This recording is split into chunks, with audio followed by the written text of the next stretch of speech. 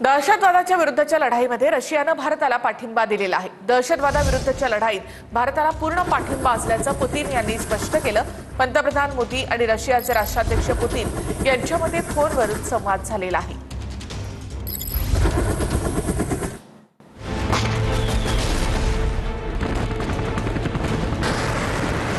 युद्धजन्य परिस्थितीमध्ये भारताचा जुना मित्र रशिया पुन्हा मदतीला आलाय। रशियाचे राष्ट्रपती व्लादिमीर पुतीन यांनी पंतप्रधान मोदींना फोन केला।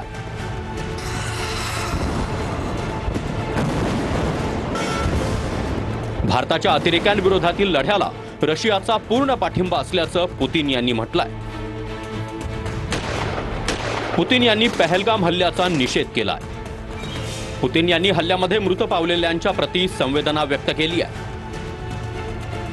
हल्ल्याच्या दोषींना आणि त्यांच्या समर्थकांना न्यायाच्या कक्षेत आणलं पाहिजे असंही पुतीन म्हणाले। दोन्ही देशांदरम्यानच्या विशेष अधिकार प्राप्त संरक्षण संधीला मजबूती देण्याचंही दोन्ही देशांनी ठरवलंय। पंतप्रधान मोदींनी राष्ट्रपती पुतीन यांना 80व्या विजय दिवसाबद्दल शुभेच्छा दिल्या। मोदींनी पुतीन यांना या वर्षाच्या वार्षिक शिखर संमेलनाचं निमंत्रणही दिलंय। परराष्ट्र मंत्रालयाचे प्रवक्ते रणधीर जयस्वाल यांनी ही माहिती दिली आहे। 1971च्या युद्धात रशिया भारताच्या बाजूने उभा राहिला होता। रशिया भारताच्या बाजूने आल्यानं पाकिस्तानला मोठा हादरा बसलाय। पाकिस्ताननं रशियाला मदतीसाठी आवाहन केलं होतं, पण रशियानं पाकिस्तानचं आवाहन झिडकारत भारताला पाठिंबा दिलाय। युद्धजन्य परिस्थितीत रशियाचा भारताला पाठिंबा हा आंतरराष्ट्रीय स्तरावर भारताचा विजय असल्याचं बोललं जात आहे। रशियानं भारताला पाठिंबा दिल्यानं चीनलाही पाकिस्तानला पाठीशी घालताना विचार करावा लागेल। सलग तिसऱ्या दिवशी पंतप्रधान नरेंद्र मोदी यांची दिल्लीमध्ये मोठी बैठक झाली। देशाचे संरक्षण सचिव राजेश कुमार सिंह यांच्यासोबत मोदींची अर्धा तास चर्चा झाली। याआधी नेव्ही, एअरफोर्स आणि आर्मी प्रमुखांसोबत मोदींची बैठक झाली आहे। पहलगाम हल्ल्यानंतर मोदींकडून दिल्लीमध्ये बैठकांचं सत्र सुरू आहे। काहीतरी मोठं घडणार, मोदींच्या मोठ्या बैठका, पाकला करारा जवाब मिळणार।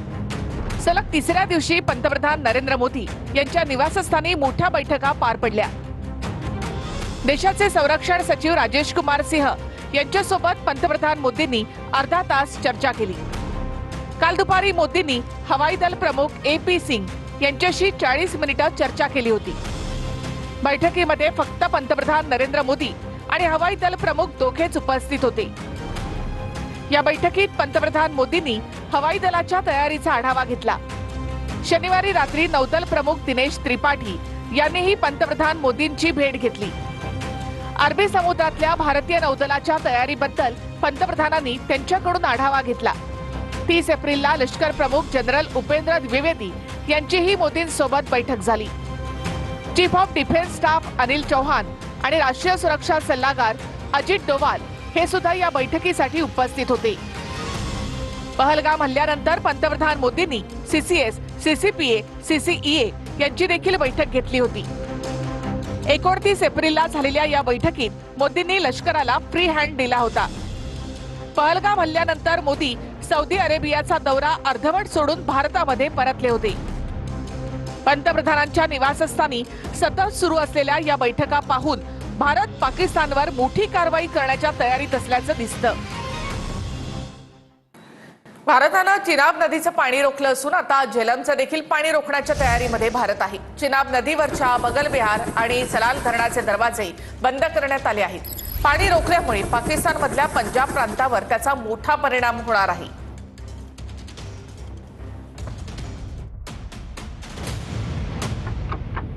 पहलगाम हल्ल्यानंतर भारतानं पाकिस्तानचं पाणी रोखलंय।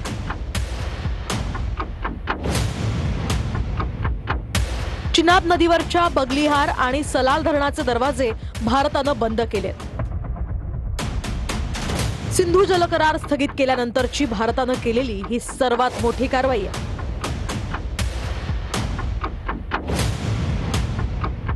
चिनाब नदीवरच्या 2 धरणांचे दरवाजे बंद केल्यानं चिनाब नदीचं पात्र कोरडं ठाक पडलंय। मैं खुद मौजूद हूं चिनाब दरिया के अंदर। ये देखिए, ये चिनाब दरिया किस तरीके से सूखी हुई है। पानी रोकने के बाद क्या कुछ असर है, ये तस्वीरों में आप साफ तौर पे देख सकते हैं। ये किनारा आप देखिए, ये बांध है और इस बांध तक पानी होता था तकरीबन 15 फुट, 20 फुट, 25 फुट। इस तरीके का पानी जो है वो यहाँ पर बहता था। चिनाब नदीचा प्रवाह आटल्यानं पाकिस्तानच्या पंजाब प्रांतावरही मोठा परिणाम होणार आहे। पाकिस्तानच्या पंजाब प्रांतातली शेती याच नद्यांच्या पाण्यावर अवलंबून आहे।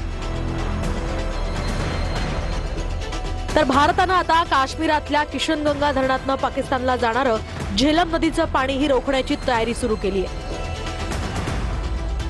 त्यामुळे पाकिस्तानमध्ये पाण्याचं मोठं संकट आता उद्भवण्याची शक्यता आहे। सिंधू जल करार स्थगित केल्यानंतर रखडलेले जलविद्युत प्रकल्प जलद गतीनं पूर्ण करण्याचा भारताचा प्रयत्न आहे।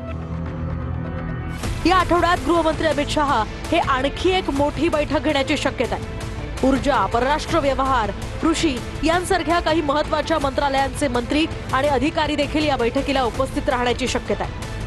चिनाब आणि झेलम नदीवर नवीन प्रकल्प तयार केले जाण्याची सुद्धा शक्यता वर्तवली जाते।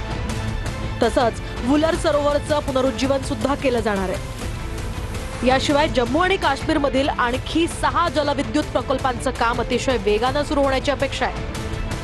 तस्वीरों में आप देख सकते हैं बगलियार का जो गेट है उसमें यहाँ पर साफ तौर पे आप देखिए कि यहाँ पर एक वक्त जो पानी होता था काफ़ी ज़्यादा होता था, लेकिन अब आप देखिए कि किस तरीके से पानी का जल स्तर जो है वो ना के बराबर है। तो ये साफ दिखाता है कि किस तरीके से भारत की तरफ से पाकिस्तान पर वाटर स्ट्राइक जो है वो यहाँ पर की गई है। धरणांचे दरवाजे बंद केल्यानंतर चिनाब नदी किनाऱ्यावर उद्घोषणा करण्यात आली। पोलीस आणि स्थानिक प्रशासनाने चिनाब नदीवर जमलेल्यांसाठी घोषणा केली। चिनाब नदीची पातळी लवकरच वाढेल, नदीमधून बाहेर येण्याचं आवाहन यावेळी करण्यात आलं।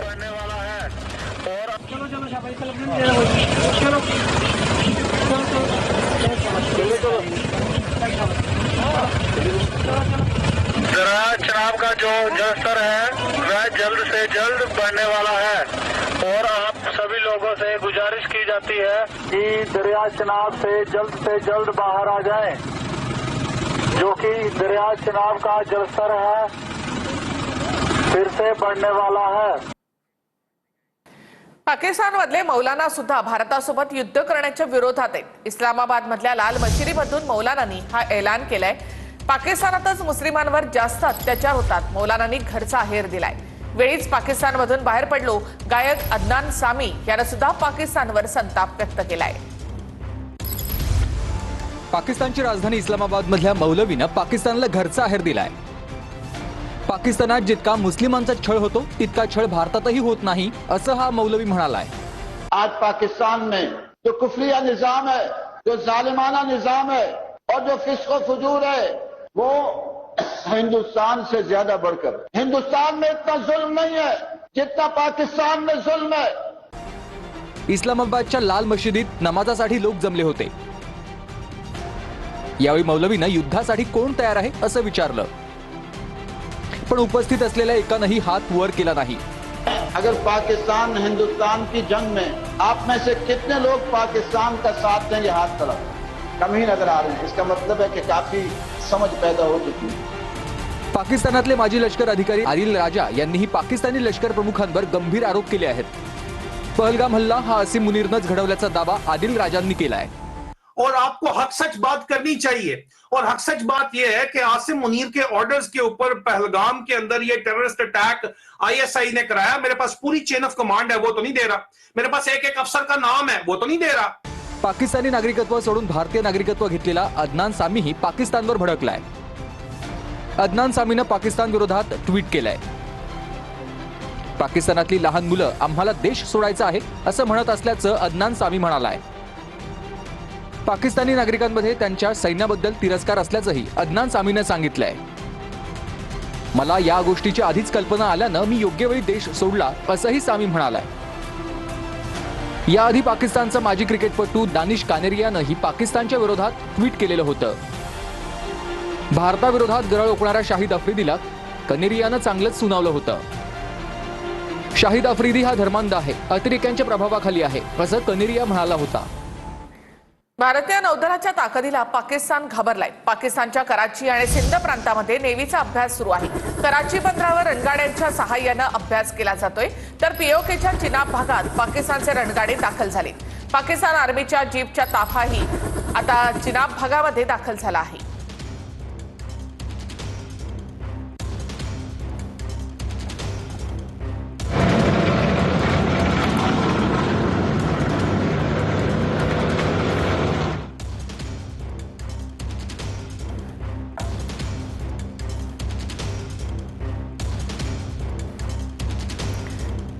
पीओके आणि रावलकोटमध्ये पाक सैन्याच्या हालचाली या ठिकाणी वाढलेल्या आहेत. पाकिस्तान आपलं सैन्य पीओके आणि रावलकोट या ठिकाणी आणलेलं आहे. पाकिस्तानातील टाळा भागामध्ये पाक आर्मीची परेड देखील काढण्यात आली. तुर्कीचा पाकिस्तानला उघड पाठिंबा आहे. तुर्कीची युद्धनौका पाकिस्तानच्या कराची बंदरामध्ये दाखल झाली. याआधी तुर्कीचं कार्गो विमान सुद्धा पाकिस्तानमध्ये दाखल झालं होतं.